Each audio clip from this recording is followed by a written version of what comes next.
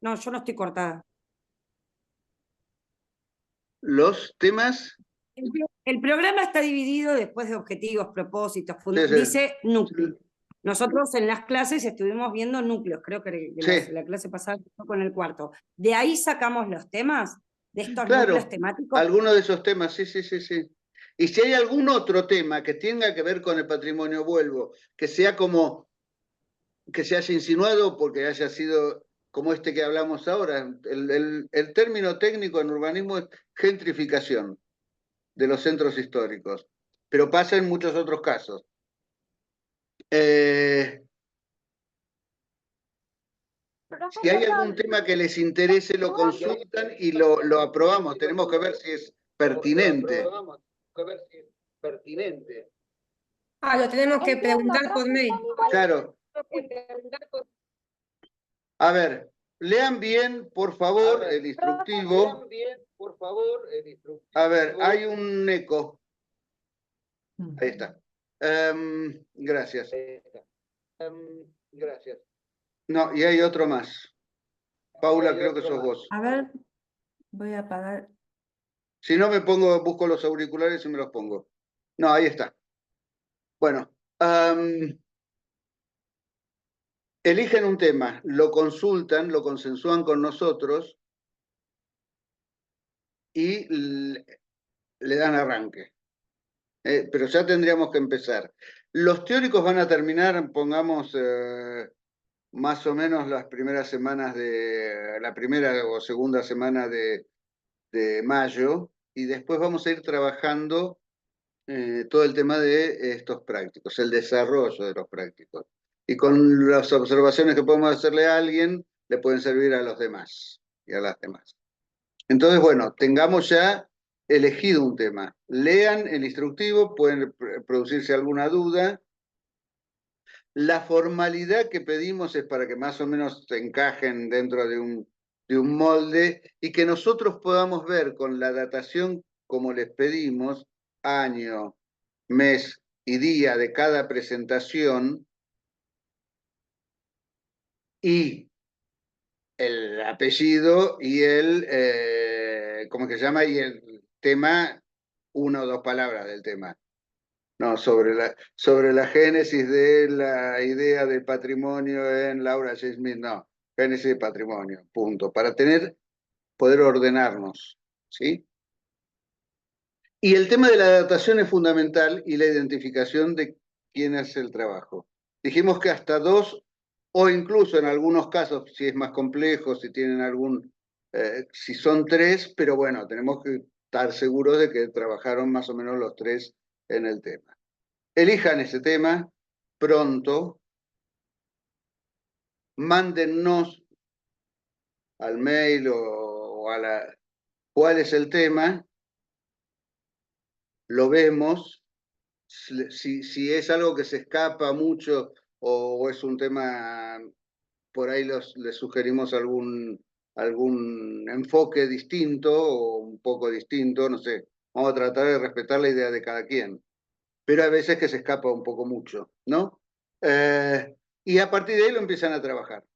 Ya les digo, es un ensayo monográfico, no tiene que ser un trabajo de tesis ni de tesina siquiera, con un pequeño aparato erudito, bueno, leía tal, leía cual, me gustó más la idea de patrimonio que desarrolla fulano de tal que la que desarrolla Laura Jane Smith, podemos verlo, o Dormaels o el profesor de Bianchetti, que sé yo, cualquier cosa, pero siempre con algún fundamento, no es porque me piace. Que dicho sea de paso, un chiste con un papa que se moría que decía eso, pero era un chiste medio verde, mira, me acordé. Entonces, pónganse las pilas, ¿sí? Arrancamos con eso. Traten de por ahí, de acá al viernes, mandarnos el primer tema. Acuérdense de fecharlo. No me pongan trabajo práctico final porque después no sé quién es hasta que no veo abajo y vamos a tener que empezar a rechazarlos porque es complicado organizarse si no se siguen ciertos aspectos formales. ¿Está? Bueno, está. Paula, que yo nunca aprendí a hacerlo. ¿Podrás ver de hacer por ahí lo tiramos todos en la solapa que habías hecho el año pasado? ¿Te acordás que habías agregado? Ah, armar un foro para que vayan subiendo los trabajos. Sí. Ah, bueno, armo un ¿Eh? foro en el campus que diga eh, presentación de prácticos y los van fechando, los van subiendo ahí. Está bien. Ahora se lo armamos. Dale, así lo tenemos todos bien juntitos. Bueno, Ajá. voy a empezar no habíamos completado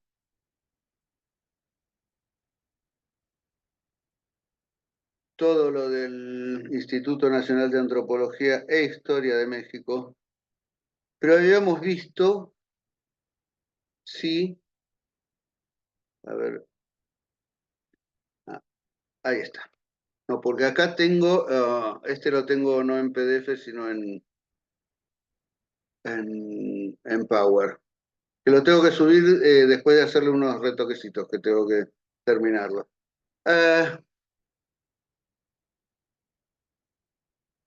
Bueno, habíamos visto un poco ese derrotero que habían tenido desde el Porfiriato, no, desde la creación del Museo Histórico Nacional.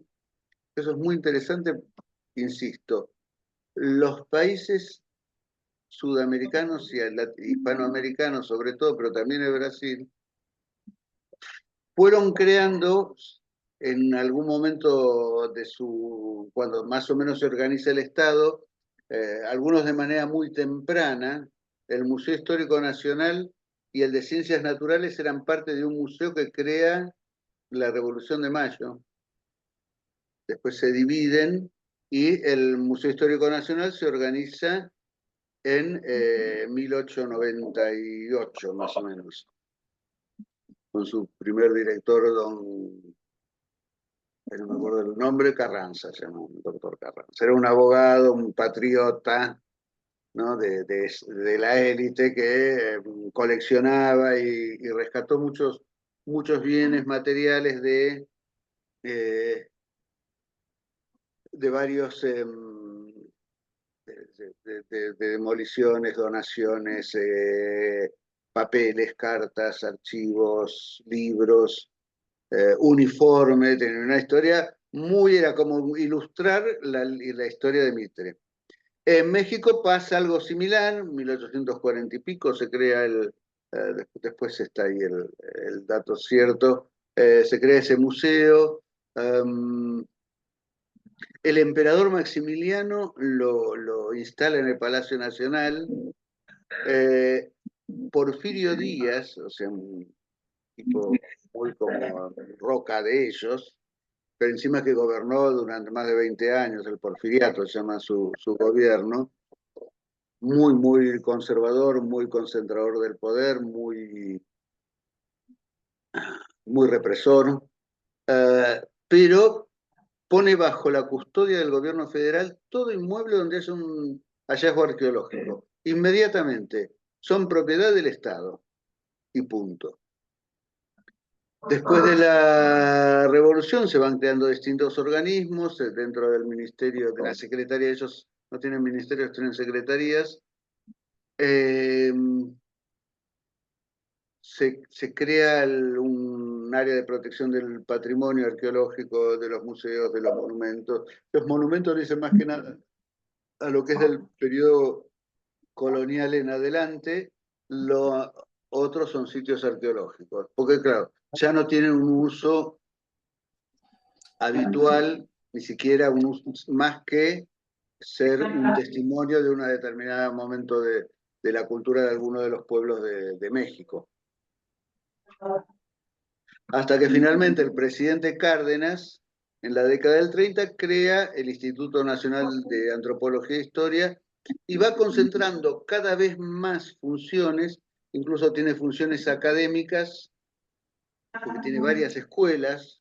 Acá la Comisión Nacional de Monumentos, Lugares y Bienes Históricos, ya no es más de museos, tiene nada más que la Escuela Nacional de Museología, que forma técnicos en museología histórica, y así quedó. Recién hace 10 años se consiguió que los cargos docentes fueran rentados.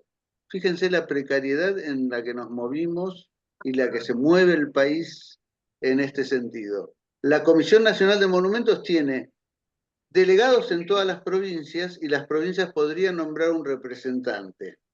Esto en algún momento, algún cráneo de la conducción de la Comisión Nacional, se le ocurrió que los delegados, que eran del gobierno federal ante las provincias,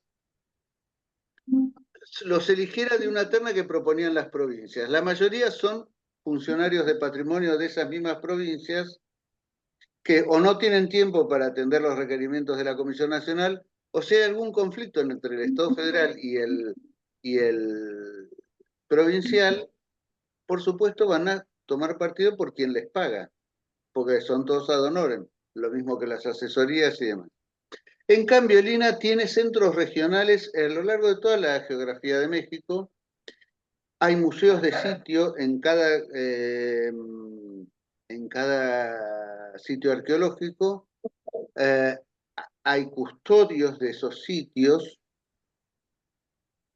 O sea, tienen toda una estructura que abarca todo el territorio y está rentada, por lo tanto profesionalizada, y los centros educativos están, uno en Churubusco, que es en las afueras de México, en distintos lugares, ahora no me acuerdo todos, pero bueno, son 4 o 5 de restauración, hay cursos de restauración desde papel a restauración arquitectónica, de piezas de textiles, pinturas, todas las ramas necesarias para conservar los bienes del patrimonio están cubiertas y tienen un alcance de toda una geografía que es tan grande, es un poco menor que la Argentina, la superficie de México, la que le dejó a Estados Unidos, pero tienen el doble de la población nuestra, sino un poco más, casi 3 veces creo que es ahora. Y con sitios de antigüedades de 3.000, 4.000, 5.000 años. Nosotros los tenemos que son sitios también muy antiguos, pero no de tal complejidad. Las cuevas de las manos se calcula que tienen unos 9.000 años, si no un poco más, no me acuerdo. Pero bueno, integran todo esa complejidad del patrimonio. Obviamente que hay especializaciones dentro de las distintas áreas, pero de alguna manera las directivas y las acciones crean sinergia entre las distintas partes. Vecino Cosa de que Pinchero dice que en estoy acá Argentina comiendo no un pasa. ratito. Después de que a las 20 me desocupo, A sé ver, que estoy... Ítalo, estás muteate. Gracias. Cuando pueda pongo ahorita para el mate. ¿Eh? Sí, como quiera. Ítalo, Sí. se te escucha que estás conversando con alguien. Ah,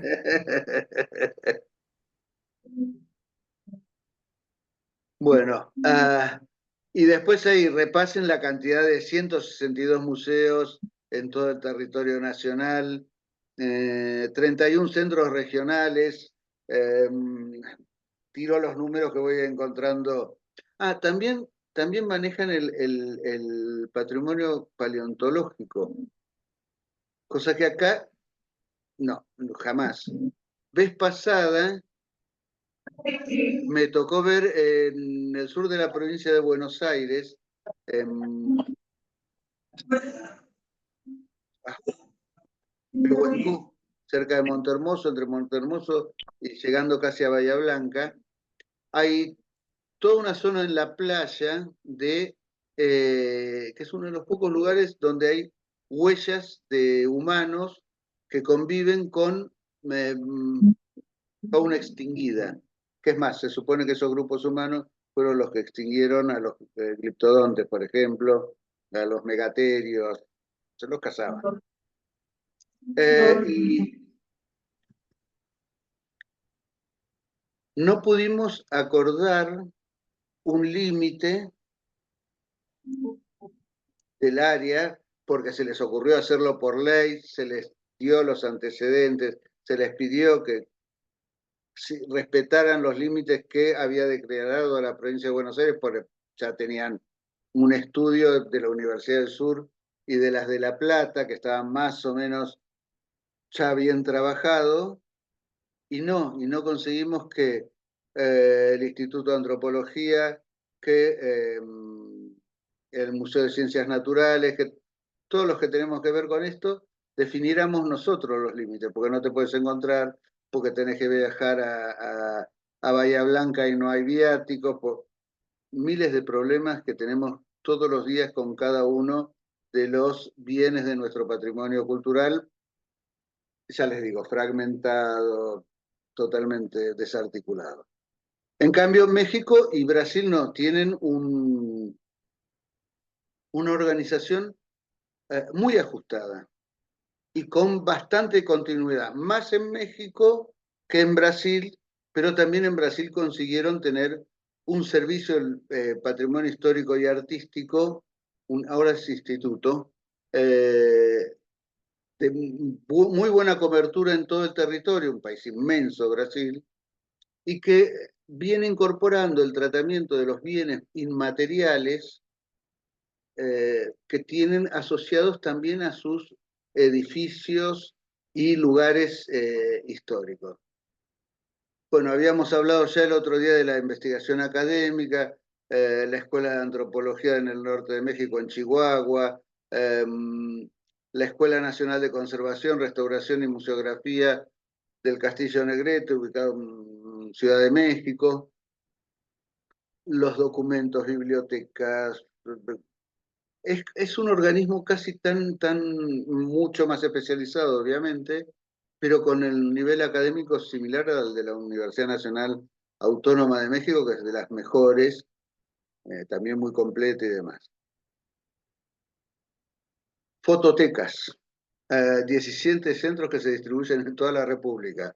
El más importante se encuentra en Hidalgo, Pachuca Hidalgo. Tradición musical, cinemateca. Nosotros tenemos la ley de cinemateca hace 30 años, más o menos, todavía no hay sede, todavía no hay cinemateca. Las películas se están perdiendo de manera notable. El único museo del cine importante es el de la Ciudad de Buenos Aires, está en condiciones muy precarias, sin sede propia.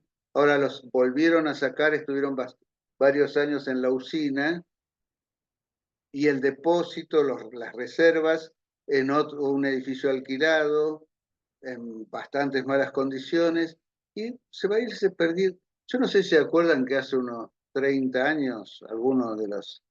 estaban en la calle Sarmiento, que era Ricardo Jurado, el director del Museo de Cine, sí.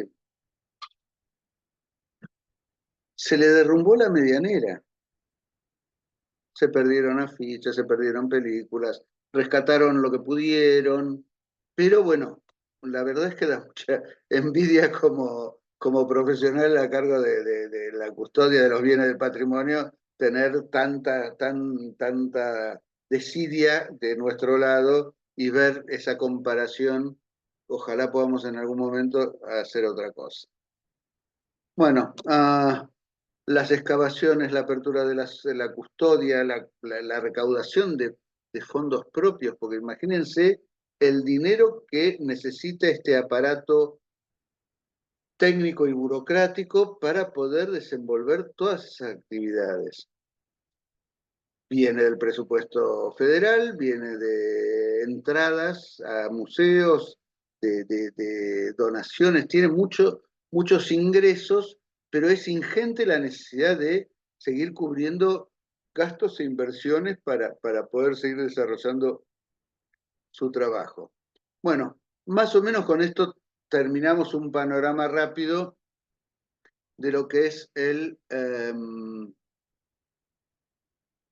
la gestión de los bienes del patrimonio en México. Me interesa mucho eso, que veamos, porque también como ciudadanos tenemos que hacer algo, que frente a la organización que consiguieron en México o en Brasil, lo de la Argentina es vergonzoso y no tiene un solo responsable.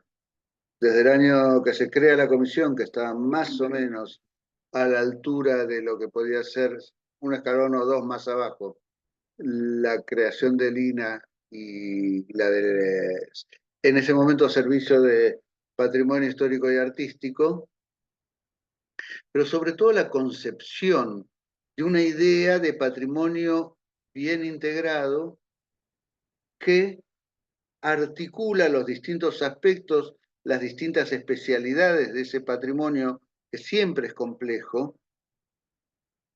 En cambio, acá se ha parcelado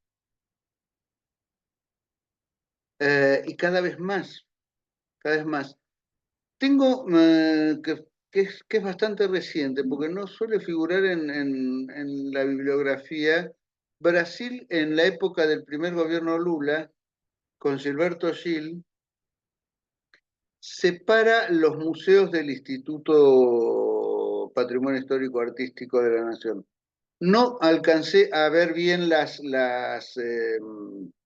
los porqués, quizás sea por un problema ya de extensión, pero no encontré mucho material sobre la decisión. Y pregunté a museólogos y demás, y tampoco están tan al tanto. Tengo que seguir investigando, espero darles alguna noticia antes de que termine el curso. Pero bueno, ¿algún Profe, comentario, alguna pregunta? profe, sí, no sé si se me escucha bien. Yo tenía un comentario respecto a lo que vimos en la clase anterior, que bueno, en realidad usted lo comentó a modo de anécdota desde, bueno, toda su intervención en la comisión, pero me quedó resonando lo que comentó bueno, de la edificación que hoy es el Hospital Bonaparte, que bueno, nos comentó todo un proceso en la que intervino con bueno, gestiones específicas.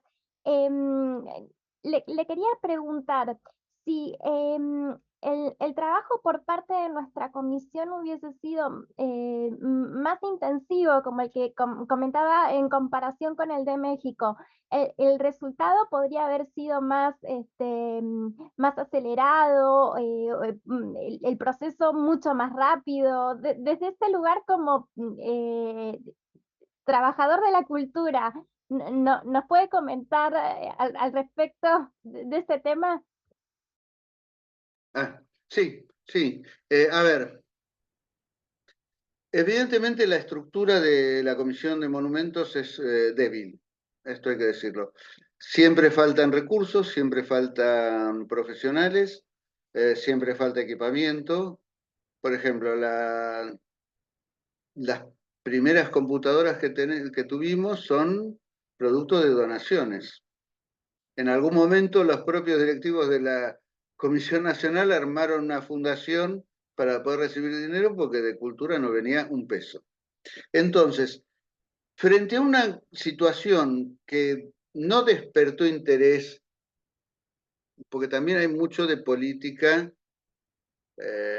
no de política cultural importantes, con una visión de futuro y de consolidar una historia para poder proyectarse al futuro, sino de política porque lo pide el senador tal, porque lo pide el diputado cual, o porque el presidente va a ir a visitar, no sé, un pueblo antiguo en Tras la Sierra y quieren recibirlo con la declaratoria del monumento de la capilla de alguna capilla de algún santo. Que hay edificios notables que no están protegidos y hay otros que no son nada notables. Por ejemplo, comisión anterior porque el presidente y el vocal secretario eran de Lomas de Zamora,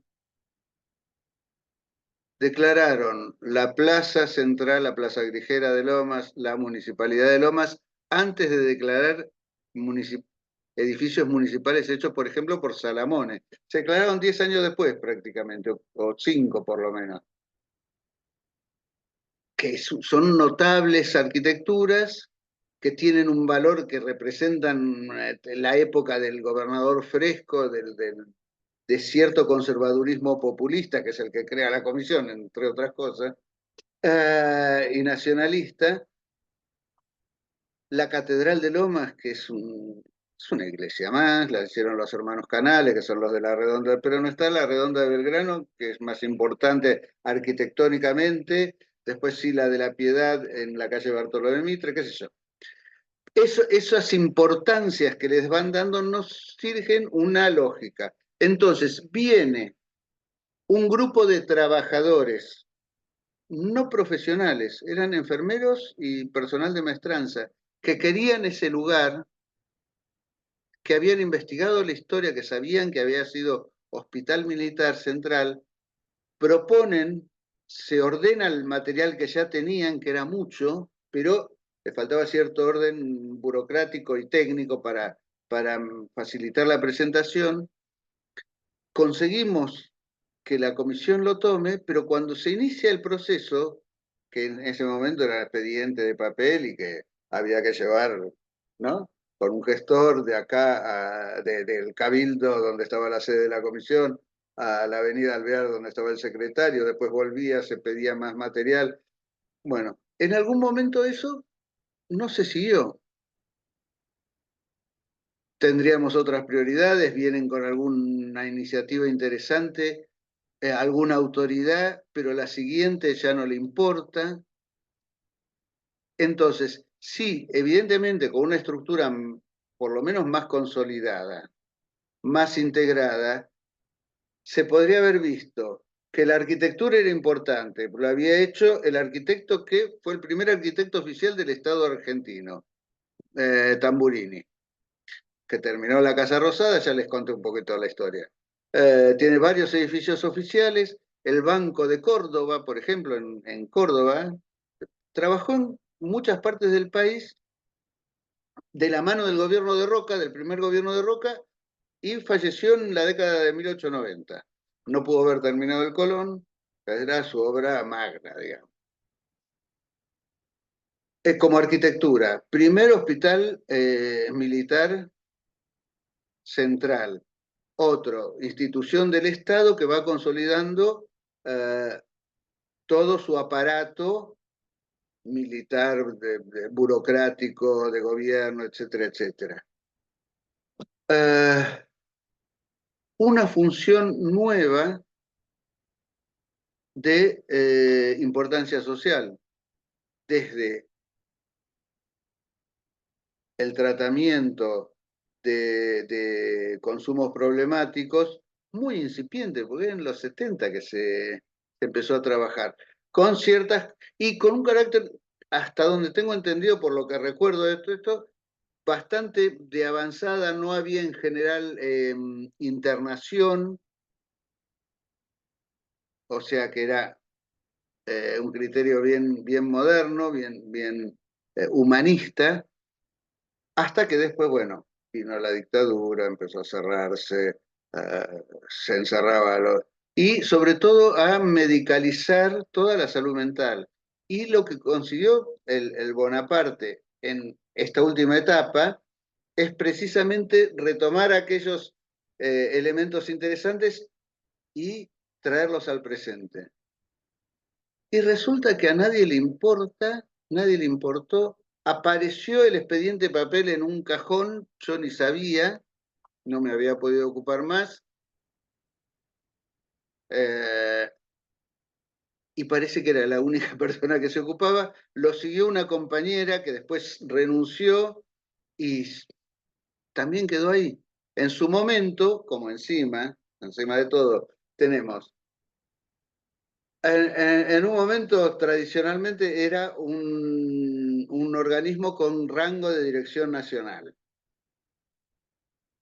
Pasó a ser rango de subsecretaría, pero siempre dependíamos del secretario de Cultura o del ministro de Cultura, porque es un organismo que se llama desconcentrado. Por lo menos teníamos esa...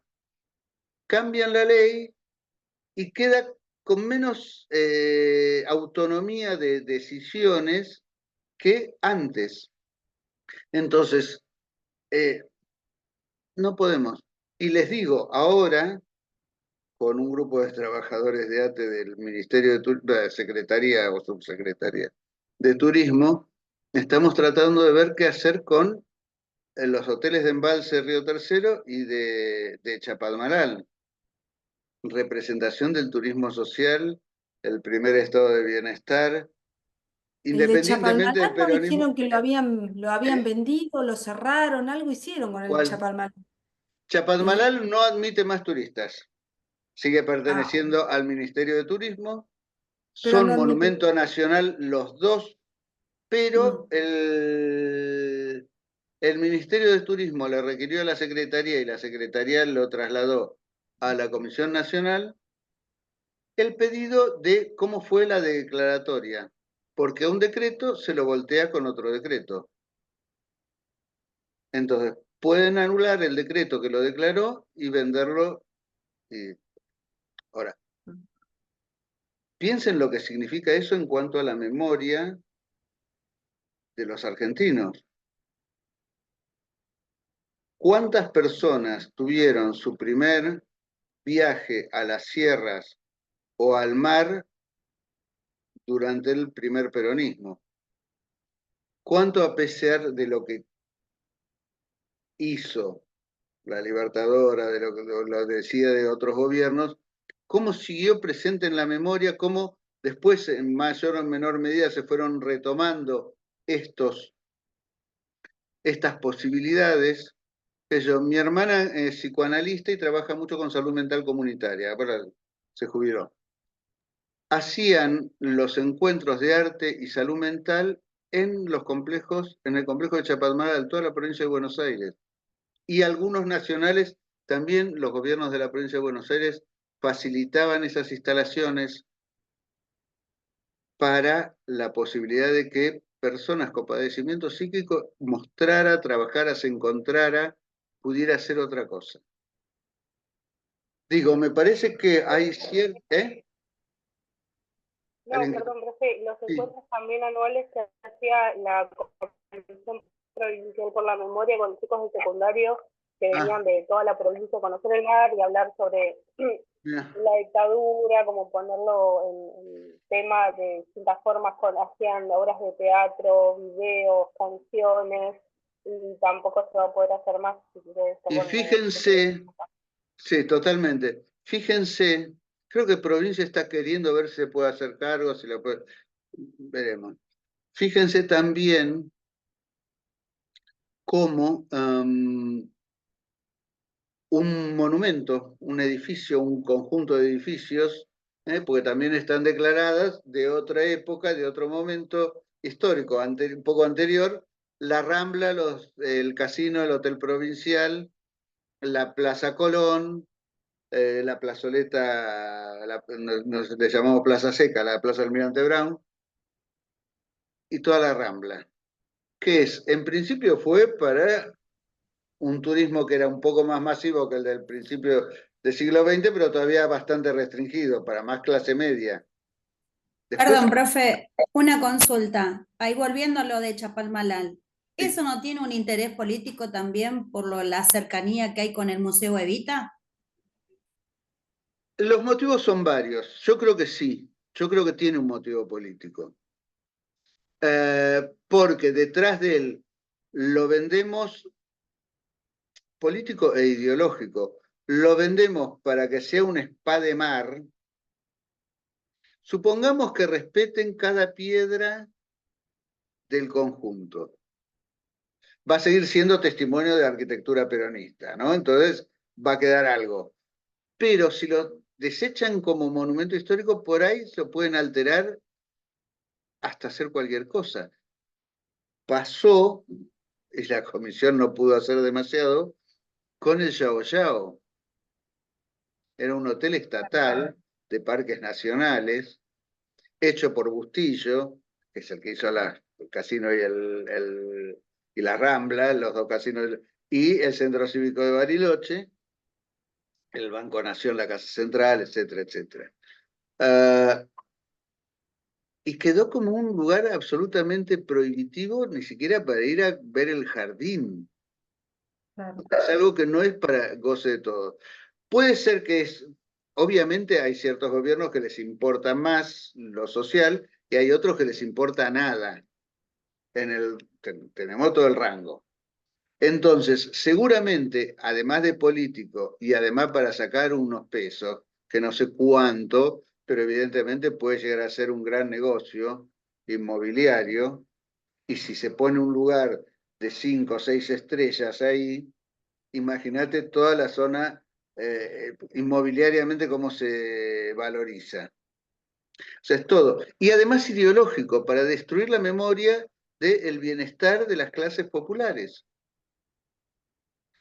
Me parece que es un combo que están apareciendo en varios lugares. ¿Por qué vamos a tener? Mañana hay un movimiento en el Congreso de las personas con discapacidad.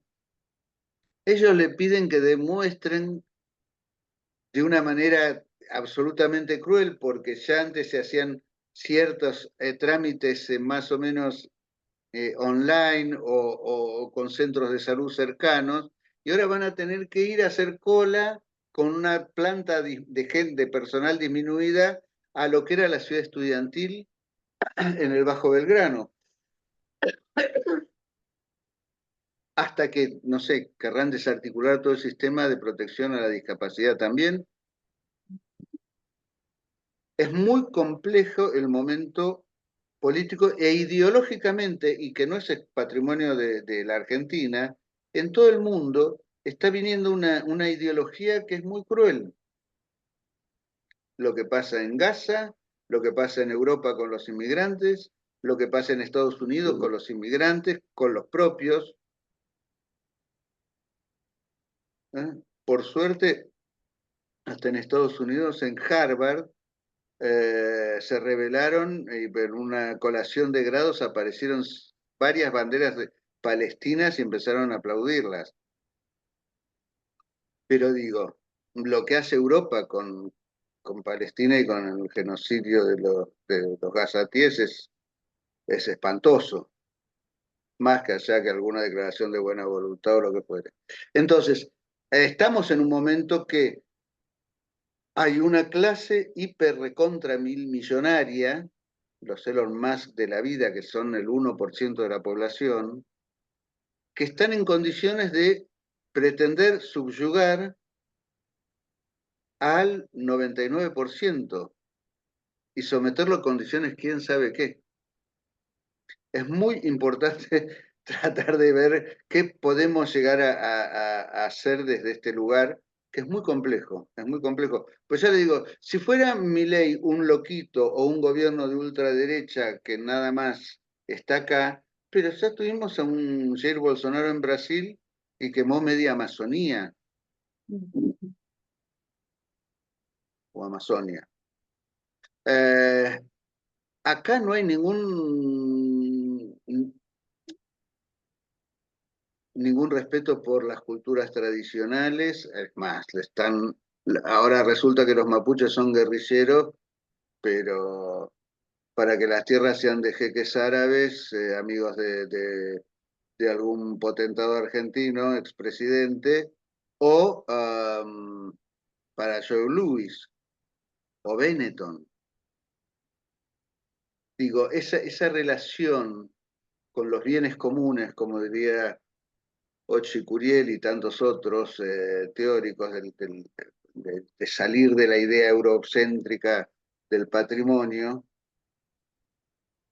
estamos hablando de la tierra en su conjunto, porque sí están los edificios, son creaciones del hombre, importantes, pero está la naturaleza, están los bosques, está el aire, está el agua. están las montañas. Así que bueno, tremendo. Fíjense que si no hay tela para cortar y lugares para indagar qué aporte se puede hacer, porque evidentemente cada aporte individual es minúsculo, pero veamos. Contesté lo del Bonaparte y lo del... Sí, profe, muchas gracias. Me había Bueno, interesado y justamente lo comentó desde un lugar muy personal, entonces, bueno, nada, le pregunté desde su experiencia. Pocas personas conozco que tienen contacto con esos organismos, por eso. sí, sí, sí. Bueno, y a nosotros nos tienen como bolas sin manija, ya les conté que de la sede histórica en el edificio del Cabildo, lamentablemente fue una pésima decisión del gobierno anterior, del ministro Bauer, de la secretaria de Patrimonio Cultural de entonces, Valeria González. La comisión aceptó, porque la presidenta de la comisión quería seguir en el cargo un tiempo más. Esas cosas que pasan, chiquitajes. Pero bueno, volvamos a... ¿Qué hora es? Sí. A ver un Antes de que ratito. sigas, yo ya les puse ahí en el campus virtual, en la plataforma, ¿no? Una pestaña que dice presentación de trabajos para que puedan subir. Hay un foro ahí abierto, así que bueno, pueden subirlos a medida que vayan haciendo, pueden ir subiendo los avances. Les abrí un foro, ¿no? Pero la pestaña dice presentación de trabajo, ¿sí?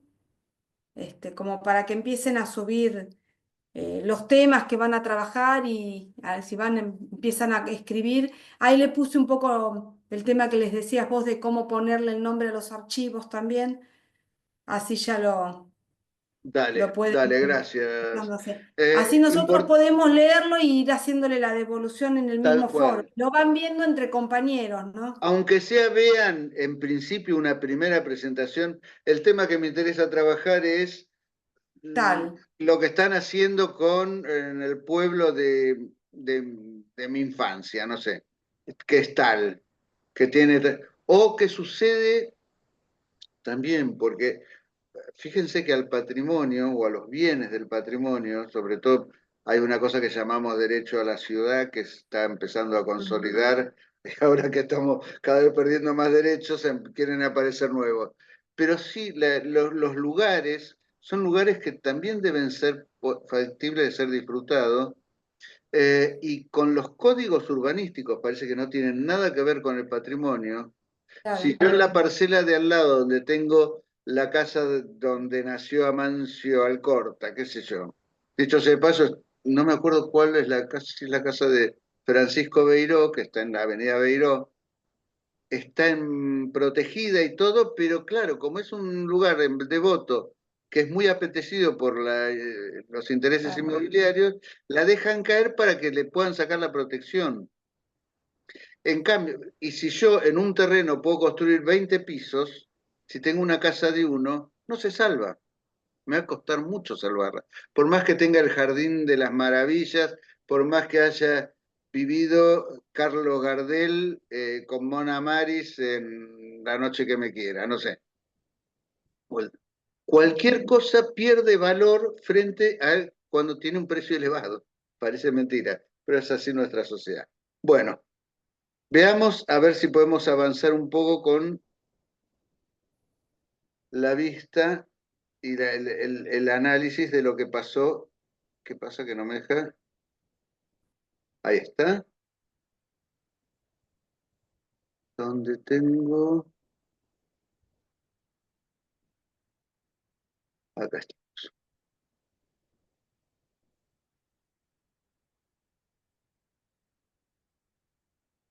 Bueno. El Instituto del Patrimonio Histórico Artístico Nacional del Brasil, IPAN, para los amigos.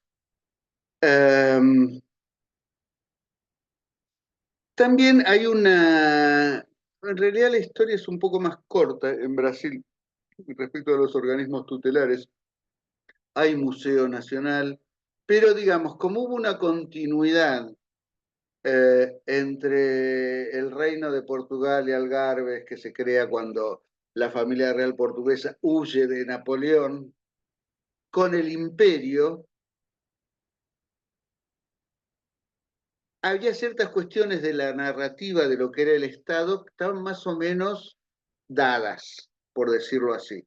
No hubo que crear esa narrativa de la nacionalidad, como nos pasó a nosotros, en México, en Perú, en otros lugares. Pero llegado el caso, ya con la República, empieza a haber un movimiento en pos de reconocer la diversidad cultural de Brasil, porque parece mentira, pero para los brasileños de la élite eran solo blancos, de origen portugués, y eran todos aristócratas. No había africanos, no había indios, no había mezclas, caboclos y otras tantas, y tampoco había inmigrantes europeos o japoneses, porque tuvieron una de las primeras comunidades japonesas fuera de Asia, Perú y Brasil. Los orígenes no los desconozco, Perú resulta más lógico. Lima y el Callao eran durante la colonia el centro de intercambio con el Oriente, había Filipinas, sobre todo con China. Japón está muy cerrado, pero bueno, en cuanto se abren a fines del siglo XIX, empiezan el comercio y demás, se van acercando a los puertos. En el caso de Brasil, la principal colonia está en Sao Paulo, que era el principal puerto después de Río de Janeiro, el puerto de Santos. Y el crecimiento de Sao Paulo es exponencial a lo largo del siglo XX. Sobre todo fines del XIX y hasta ahora. Con el ciclo del café. Empieza la tremenda riqueza de Sao Paulo. Entonces, precisamente Sao Paulo, que se estaba convirtiendo en una gran metrópolis, fíjense esto que es interesante, a diferencia de lo que pasa en México. Los más interesados en promover esto del reconocimiento de la diversidad, de rescatar los testimonios de esa diversidad cultural, son los artistas modernos. Coincidirá en parte, esto es una especulación, la verdad es que no lo puedo decir, pero como coinciden en el tiempo es probable, digamos, gran parte de las vanguardias del siglo XX, sobre todo en pintura y en escultura, no tanto en arquitectura, pero un poco sí, toman del arte africano, donde los europeos tenían a principios del siglo XX un interés económico, extractivista, feroz, pero los intelectuales, los artistas empiezan a ver en esas cuestiones antropológicas que traían a sus museos, ¿no? Las máscaras africanas. En el Foro Humboldt, en Berlín, que es muy interesante, porque era un naturalista Humboldt, cuando la caída del muro, hay un grupo de alemanes, cuando se reunifica Berlín y Alemania, que querían reconstruir el viejo palacio imperial, el palacio de los reyes de Prusia, que fue sede de los 2 o 3 Kaiseres que tuvo el imperio alemán. Dos, bueno, Guillermo I y II. Después ya desapareció el segundo Reich. Y al tercero no le importó el Foro Humboldt, el palacio. Está en la zona de la Isla de los Museos, un lugar muy central del Berlín que había quedado del lado oriental. Con la Segunda Guerra se destruye, aparece un edificio de arquitectura más o menos soviética, más o menos moderna, que era de la RDA, Y enseguida, de la unificación, con la idea de esto de que el edificio tenía asbesto, era de mala calidad, era piqui, lo demuelen. Y yo que tuve la oportunidad de estar en Berlín en el año 94, 5 años después de la caída del muro, había una gran armazón de andamios con una gigantografía que rodeaba todo, con la fachada reconstruida idealmente. Y fue toda una polémica en Alemania si se reconstruía o no, por la idea de que la autenticidad de los bienes del patrimonio, si no, no tiene, esto que ya discutimos varias veces, ¿no? La idea de la autenticidad en los bienes culturales es interesante para analizar en los distintos planos. Pues claro, como documento, un ladrillo del siglo XVIII no es lo mismo que una réplica actual de ese ladrillo. Una viga trabajada como se trabajaba en el siglo XVIII no es lo mismo si se conserva que una viga actual. Pero sí, si yo prendo la técnica, esto, vieron que lo comentamos, es muy importante, esa polémica también es uno de los temas que se desprende, que no lo podemos profundizar, pero que se desprendería, si a alguno le interesa, se los tiro como idea. Bueno, la idea es que todavía hoy, en el Foro Humboldt reconstituido como palacio, tiene una o dos fachadas modernas, las menos visibles desde las zonas importantes de la ciudad, pero tiene todavía un enorme tesoro de bienes sustraídos, sobre todo en Tanganica estuvieron los alemanes. Y fíjense que llegaron tarde al reparto de África, se lo habían dividido casi, venían con colonias portuguesas, después francesas e inglesas. Los alemanes llegan medio tarde, pero se instalan. Hacen con los belgas en el Congo, que hicieron atrocidades, era propiedad personal de Leopoldo I, un monstruo, un genocida. Pero bueno, todo ese arte que poblaba los museos de Europa, o empezaba a poblar los museos de Europa, porque hasta ahora se los sentía como curiosidades, eran pueblos primitivos, estaban fuera de la historia, y hacen estas cachivaches.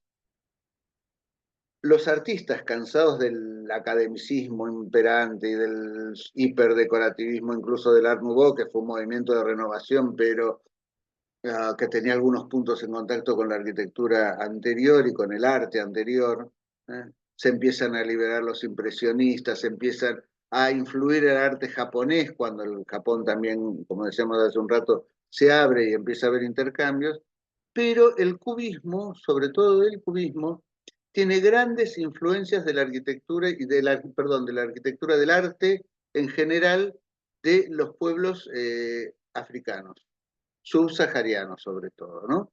Hay una grandísima diversidad, pero hay dos o tres cuestiones, cierta geometrización de las máscaras, estilizaciones, sobre todo las máscaras interesaban mucho en Europa. Y los artistas modernos, quizá de Brasil, toda esta vuelta para llegar acá, es muy probable, no lo tengo confirmado, vuelvo, es una hipótesis, que teniendo tanta cultura africana, o de descendientes de africanos esclavizados, piensen que la esclavitud se declaró ilegal a fines de la monarquía, última década del siglo XX en Brasil. Toda esa riqueza que se plasmaba en vestimentas, en artesanías de distintos tipos, sobre todo en objetos de culto para el candomblé y demás,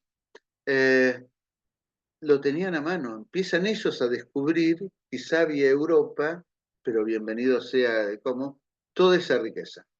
Y empiezan a insistir en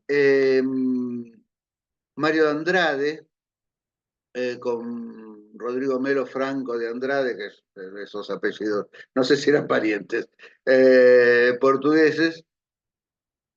Entonces empezaron a generar investigaciones y demás, y empiezan a crear, junto con la introducción de esa vanguardia, de esa modernidad de las vanguardias de principios del siglo XX de Europa, un reconocimiento de todas esas expresiones culturales riquísimas y que estaban prácticamente olvidadas o eran absolutamente consideradas como unas cuestiones de salvajes, para decirlo en los términos de ellos. Pero lo mismo, cada pueblo, tienen una gran cantidad de pueblos de la rama tupí-guaraní, pero hay otros pueblos más al norte.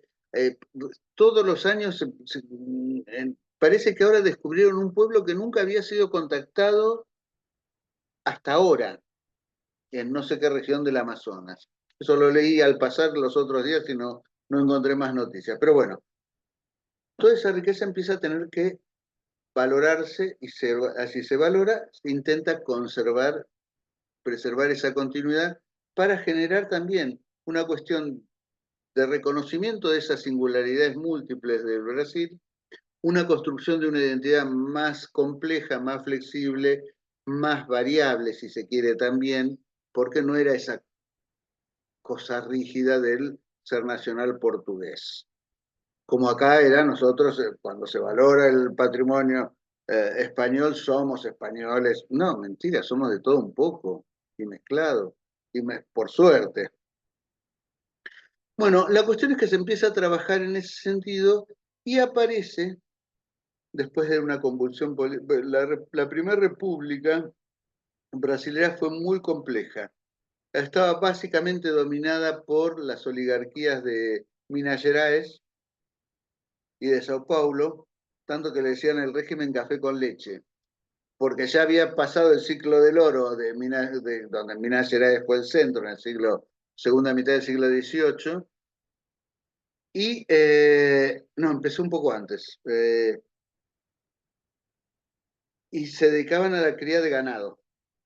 Entonces, los paulistas con el café, los mineiros con las vacas, hacían café con leche. Y dominaban al resto de la República, el nordeste muy poco desarrollado, y el sur queriéndose independizar. Río Grande do Sul tuvo una revolución independentista a fines del siglo XIX. Los farrupillas le decían que eran como los harapientos, porque los consideraban de segundo orden también, pero eran los gaullos. Bueno, la cuestión es que después de convulsiones, rebeliones de tenientes, de los mandos bajos del ejército, una historia también compleja y convulsionada en la década del 20, en el 30 es elegido, decae esa alianza entre Sao Paulo, las élites de Sao Paulo y las de Minas Gerais, y surge por el Partido Liberal, creo que se llamaba, Getúlio Vargas. Y en el año 30 crea lo que se llama el Estado Novo, un régimen súper autoritario con un sistema muy represivo. Uno de los tenientes que se había sublevado hace una gran recorrida por el interior de Brasil, escapando de las autoridades, pasa por Bolivia, llega a la Argentina y termina siendo contactado y se afilia al Partido Comunista. Y el Partido Comunista le trae creo que no sé, no me acuerdo si fue pero lo junta con una militante alemana, Olga Benario, judía, y simulan un casamiento que no era tal, pero terminaron enamorados. Y entran clandestinamente a Brasil con nombres cambiados, etcétera, etcétera. Lo descubren, escapa, qué sé yo. Pero el jefe de la policía de Río de Janeiro, que era un nazi absoluto, Filiño, no me acuerdo, cuando los descubre definitivamente, a él lo encarcelan y a ella la deportan embarazada a Alemania, donde ya estaba el régimen nazi. Ella muere en un campo de concentración, consiguen salvar a la hija, es una historiadora ya muy grande, debe tener 90 años, una cosa así, se cría en Cuba, bueno, una historia novelesca. Pero se afirma ese Estado Novo, pero tenía algunos aspectos muy modernizantes por ejemplo, y colaboran lateralmente o profesionalmente arquitectos como Lucio Costa, que después va a ser el que diseña Brasilia, el que hace el diseño urbano, no Niemeyer, que diseña los edificios. Crean el edificio del Ministerio de Educación de Río, todavía era la capital, obviamente, Río de Janeiro, y asesorados por Le Corbusier, el arquitecto maestro del movimiento moderno en Francia. Entonces, durante el primer periodo antes de establecer el Estado Novo, se declara monumento histórico nacional. Tampoco tenían un organismo, una institución consolidada, pero declaran monumento histórico nacional toda la ciudad de Ouro Preto. Con la caída del ciclo del oro, Ouro Preto queda muy aislada. La capital del estado se traslada a fines del siglo XIX a Belo Horizonte, una ciudad planificada con alguna inspiración en La Plata, pero el tejido es mucho más abierto. Pero es de ese tipo de urbanismo. Y las ciudades históricas, que estaban más escondidas entre los montes, cerca de donde estaban las vetas de las minas, oro y piedras preciosas tenían. Sobre todo Ouro Preto, que era la Vila Rica,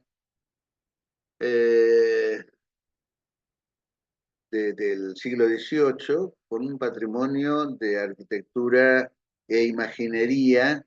También había sido la sede de la Inconfidencia Mineira, que es un primer movimiento independentista, que es aplastado por la corona, con el Tiradentes, que era un dentista, pero era Tiradentes, eran los dentistas de Andes, no eran profesionales. Era un tipo que sabía arrancar muelas podridas. Y con las obras de un artista soberbio del siglo XVIII, que era el Aleijadinho, que era un hombre que, yo no sé si tenía lepra, pero le faltaban los dos brazos, se hacía atar los cinceles a los muñones, impresionante. Y tiene unas esculturas soberbias. Y la arquitectura de Ouro Preto es muy en línea con la arquitectura europea, pero también del centro de Europa, que se estaba produciendo en el siglo XVIII. Es soberbia. Si no la conocen y tienen la oportunidad, São João del Rei es otra ciudad mucho más chiquita, y Mariana, hay 4 o 5 pueblos muy interesantes. Entonces, declaran todo Ouro Preto. Fíjense ya el concepto de un bien del patrimonio que no es la casa del prócer, no es el edificio soberbio, aislado, sino que es todo una ciudad, en ese momento una escala pequeña, obviamente, con problemas de despoblamiento, o sea, había quedado congelada. Después, bueno, hay varias estrategias a lo largo del siglo XX, entre ellas la universidad. Muchas de esas casas ahora son repúblicas de estudiantes. Viven como si fueran estas cosas que tienen los yanquis en las universidades, pero viven en el pueblo o en las afueras. Ya también crecieron algunos barrios donde hay muchas casas, sobre todo casonas que son más o menos grandes, que ocupa un estudiante o dos una habitación, tienen baño, tienen comedor, tienen cocinas comunes. Bueno, en el 33, perdón, si se queda antes de la inspectoría. Entonces, aparece un organismo para sostenerlo y se empiezan a declarar cosas en todo el país. Hay un sistema de museos que todavía no se sabe bien quiénes lo gobiernan, quiénes no sé qué. Y precisamente esa ciudad, Ouro Preto, en algún momento, décadas después, es declarada Patrimonio de la Humanidad. Perdón, patrimonio mundial. En el año 36 se crea la inspectoría y poco después ya el Servicio del Patrimonio Histórico y Artístico Nacional, y se empiezan a concentrar las funciones que antes estaban dispersas.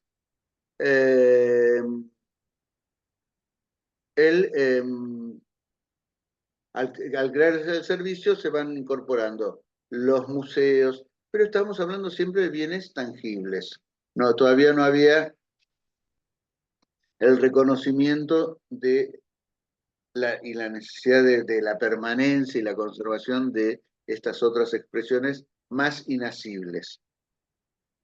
Bueno, esa gente que había generado la movida primera en la década del 20, Franco de Andrade termina siendo el primer presidente del servicio. Después se pasa a ser, ya caído el Estado Novo, pero después vuelve Getúlio Vargas hasta que se suicida en el Palacio del Catete, ejerciendo una presidencia democrática. Se termina reconciliando con ese Prestes al que le había deportado a la mujer embarazada a la Alemania nazi.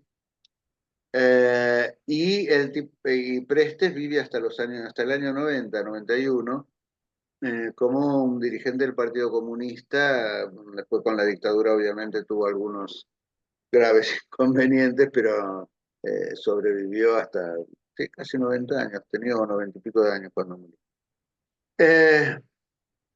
Entonces estaba Mario de Andrade, que era el de la movida de la Semana de Arte Moderno en Sao Paulo, y demás, se integran. Entonces tiene una visión también bien amplia desde el origen. La Comisión Nacional de Monumentos en la Argentina, en principio, fue más histórica. Es más, en principio el Museo Nacional de Bellas Artes no pertenecía no estaba bajo la dependencia de la Comisión Nacional. Sí, el Museo Histórico Nacional crea la comisión, el Museo del Cabildo, el de la Casa de la Histórica de la Independencia, una vez que completan la restauración. Dicho sea de paso, se inaugura, esto a los peronistas les va a gustar mucho, se inaugura en el año 47 con la declaración de la independencia económica por parte de Perón, la Casa Histórica, allá en Tucumán. Bueno, se integra después que fue el primer monumento y que se había albergado, ya albergaba un museo, se incorpora a la comisión la Casa Natal de Sarmiento. Bueno, después va creciendo la cantidad de monumentos que se declaran acá en la Argentina, pero en Brasil integra rápidamente expresiones artísticas de una manera bastante integrada. Bueno, de servicio pasa a ser, departamento, después transformado en instituto, ya en la época de la dictadura. Después se divide en una secretaría que es el órgano normativo, que crea las disposiciones y todo el corpus legal para manejar ese patrimonio. Estamos siempre en época de dictadura. Y un órgano ejecutivo que es la Fundación Nacional Pro Memoria. Después ya en democracia se vuelve a integrar y se crea el Instituto de Patrimonio Histórico y Artístico Nacional de vuelta, Instituto Brasileño de Patrimonio Cultural.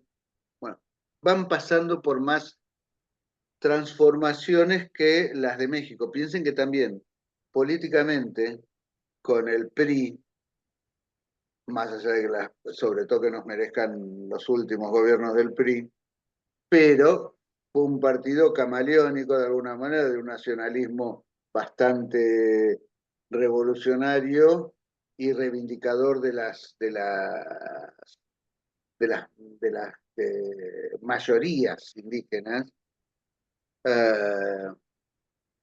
y de pueblos originarios, hasta un partido autoritario, un partido de Estado de una corrupción enorme, pasando por un tipo como Lázaro Cárdenas. pero institucionalmente eso al INA le sirvió de una continuidad que no tuvo el IPAN. Tuvo más idas y venidas políticas por los cambios que se iban sucediendo en la política brasilera. Vuelvo, de un Estado fascistoide. El mismo presidente vuelve después democrático. Colabora y manda una fuerza expedicionaria de creo que 20.000 hombres a la Segunda Guerra Mundial. Ahí es que abandona el Estado Novo y se recrea. Es más, del partido de Vargas, ahora es una fundación, ya casi nadie se acuerda de Getúlio Vargas, y tiene una avenida en Río y en algunas otras ciudades. El Partido Traballista anterior al PT, de Leonel Brizola, Janio Quadros, el presidente derrotado por la dictadura, el mismo Kubitschek, son herederos de ese partido, pero con una visión que va cambiando rápidamente a posturas más democráticas y progresistas. Y el IPAN sigue creciendo. En algún momento de estos es que aparece esa separación de los museos. Vuelvo, tengo que ver porque hasta ese momento incluso articulaba con museos estaduales y museos municipales. ¿Qué hora es a todo esto? Y 43. Bueno, articulaba con museos y en principio lo que crea Gilberto Gil en la presidencia de Lula, la primera, 2004, es una red de museos nacionales que quizá por esa misma complejidad y extensión de la red lo obligan a administrativamente separarse. Vuelvo, es también en este caso una especulación que si alguien consigue noticias y demás lo podemos llegar a conversar porque yo sigo buscando más material. Pero de hecho, también en esos mismos años, y a través de un programa que llamó Los Puntos de Cultura de Gilberto, que fue notable, empiezan a rescatar desde el Estado, o lo que les decía la vez pasada, inscribir en la esfera estatal, las comunidades dan soporte a ver, me perdí. No. Puntos de Cultura es una iniciativa que es del Estado, es de Gilberto Gil, pero se propone, ahí está, apoyar económicamente a las iniciativas de la sociedad civil que les vayan presentando. Era con pocos requisitos, con sí una fundamentación, obviamente no te van a permitir cualquier cosa o a financiar cualquier cosa, tenía que tener una fundación y un seguimiento mínimo. Hay casos notables, el propio Gilberto lo explicó en una reunión del Mercosur Cultural a la que pude acceder. Por ejemplo, un pueblo de la Amazonía que tenía así contactos con europeos, con las ciudades brasileras, con el estado, no me acuerdo si estaba en Mato Grosso do Sul, no, sí, o Goiânia, la verdad es que no recuerdo muy bien. Pero como en la Amazonía, pero no en el corazón de la Amazonía. La cuestión es que ellos le dijeron que estaban podridos de que vengan los europeos, lo filmen, les pidan a ver si les pidan permiso para presenciar sus danzas, sus rituales, sus actividades comunitarias y demás. Y dice, si quieren saber de nosotros, queremos contarles nosotros. Y bueno, la cuestión es que el Estado les proveyó antenas para poder conectarse a Internet de manera sin conexión física, de manera satelital, equipos de filmación, equipos de edición. Entonces, ellos empezaron a tener, además, un ingreso contándoles desde su lugar propio, su cosmovisión, a los europeos. Esto antes de la época de las redes sociales. Yo ahora sigo a un muchacho, de no me acuerdo el pueblo que es en Colombia, y estaba siguiendo a otro más, que son tipos que cuentan su realidad desde sí mismos. No viene el antropólogo a ver qué haces. Ay, qué interesante lo que haces. Y así también empezaron a aparecer grupos de candomblé, de arte afro, de cantidades de expresiones que empezaron a dar cuenta también de esa inmensa riqueza inasible para el que piensa en términos de arquitectura o estatuaria o ropa o cosas materiales, objetos materiales, bienes materiales. Y el IPAN empezó a tomar esos aspectos que estaban en los monumentos ya declarados o en los que iban a declarar, tanto como en sí mismos. Entonces, llevan a cabo un registro de actividades enormes. Tiene desde los aspectos paisajísticos, arqueológicos, no tienen esas grandes civilizaciones de Mesoamérica o de la región andina, pero tiene una riqueza cultural enorme en sus pueblos originarios. Los conjuntos urbanos, las casas, en los barrios.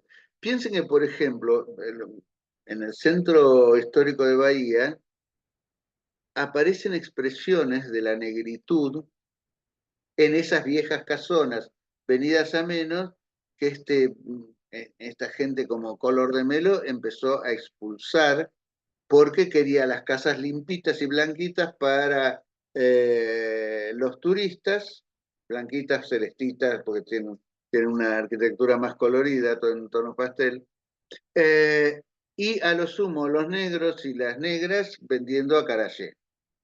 Es muy, muy siniestra la postura de cierto capitalismo respecto de los bienes del patrimonio. En cambio, gracias al PT y algunas otras cuestiones que, bueno, por supuesto, sufrieron un enorme retroceso en los 5 años de Bolsonaro, pero ahora, bueno, están comenzando a retomar.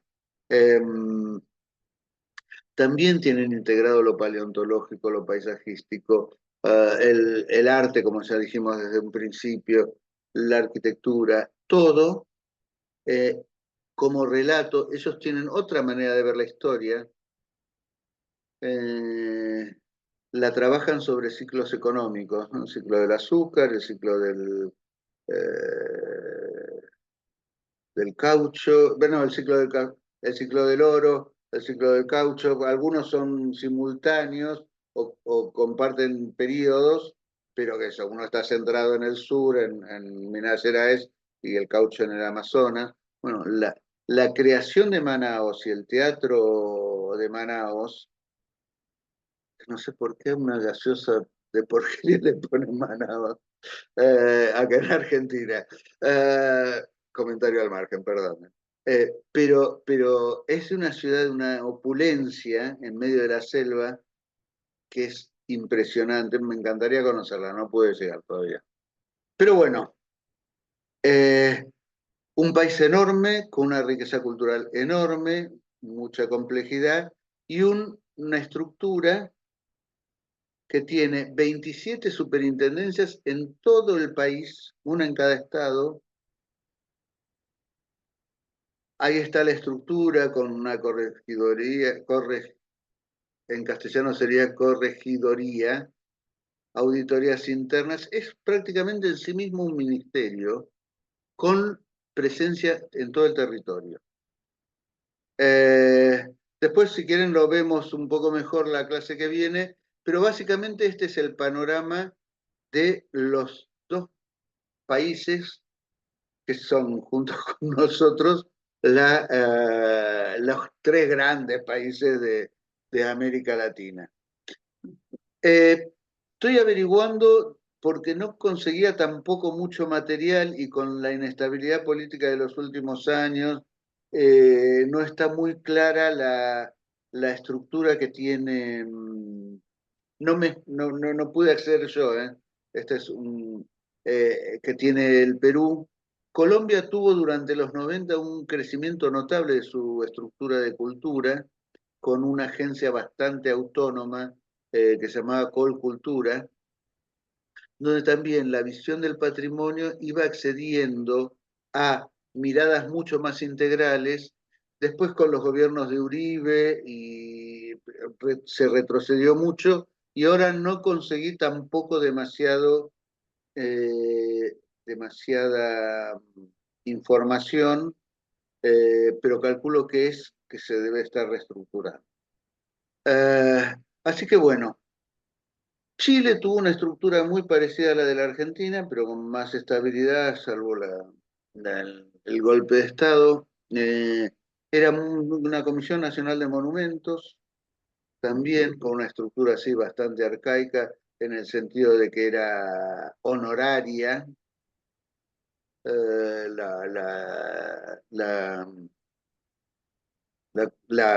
la dirección. Pero bueno, tendríamos que ver un poquito más y averiguar un poco más cómo están en este momento para poder transmitírselos, pero quería sobre todo tener los dos casos paradigmáticos, que son el de Brasil y el de México.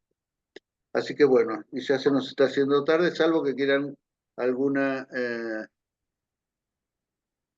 comentario, alguna pregunta.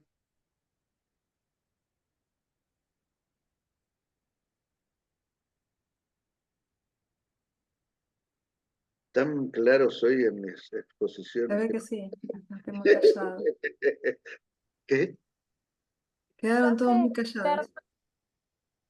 profe Paula, profe, yo me quedé pensando en función de lo que estuvieron desarrollando.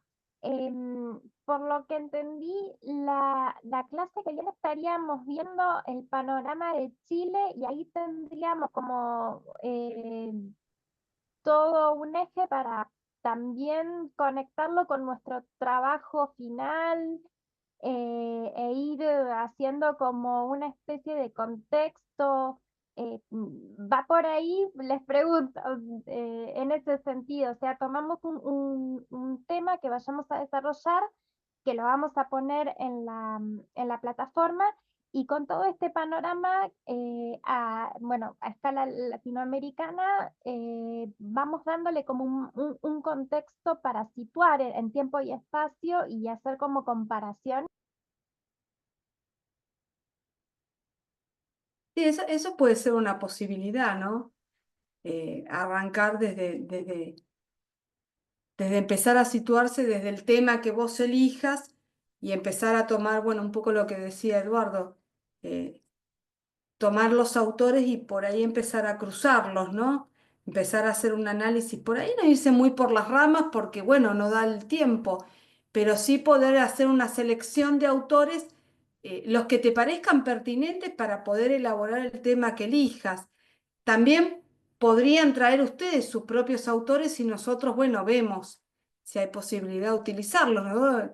Acá lo que se tocan, bueno, son autores que son una selección de la materia, pero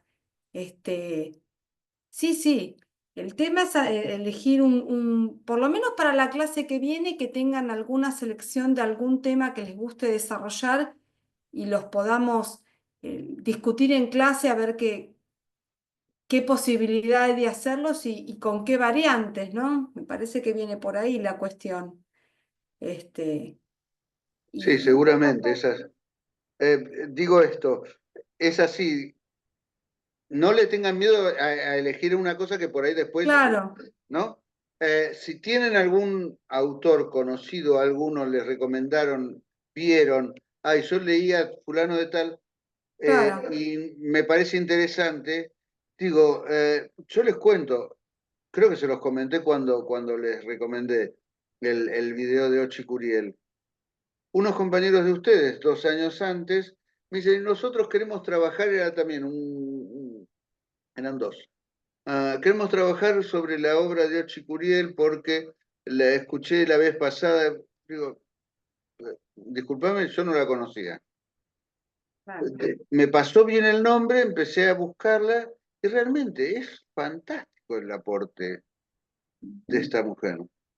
Y obviamente que lo voy a recomendar siempre, pero claro, tienen que verlo porque ustedes, qué sé yo, él era un varón y una chica, este par.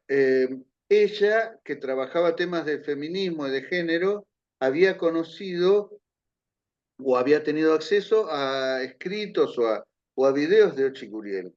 Adelante con los faroles. Me parece muy interesante eso. Y es muy rico porque también nos enriquece a nosotros. Y esto, si tienen una selección o ven en los escritos, les parece más interesante unos y otros, yo voy a ver si puedo subir alguno más en estos días. Ya les digo, tuve unos problemas de conexión y de conectividad en el último tiempo y me costó dedicarme. Pero bueno, trataremos de subsanar todos estos elementos. ¿Sí? Perdón, profe, le hago una consulta porque estoy Sí. recibiendo mensajes de otra cátedra. ¿Puede ser de que para mañana y el miércoles haya paro? No. Me enteré hoy, es la CONADU, me parece la que está Y llamando es la paro. histórica. Yo hoy CONADU, estuve averiguando ¿es CONADU y histórica? creo que sí. No, yo había leído CONADU Noso- solo. no, pues algunos dicen que la histórica. Porque la CONADU histórica está en En la sede realidad, AA. la sede de nuestra universidad va a estar abierta y bueno, nosotros, por lo menos en la materia que doy yo mañana y el miércoles, vamos a estar dando clases. Así que eso tienen que preguntar a cada profesor, ¿no? Claro. Me parece que es muy Yo la particular. verdad es Desde que la no. universidad la sede para aquellos que cursen presencial va a estar abierta, con lo cual no se adhieren a la medida de fuerza, ¿no? No sabía que era la histórica. Yo, en rigor de verdad, estoy un poco más cerca de la histórica que de la CONADU. Pero ahora se están articulando las dos centrales. Sí. Porque AGD, no, ¿cómo se llama la AGDIUNA, no?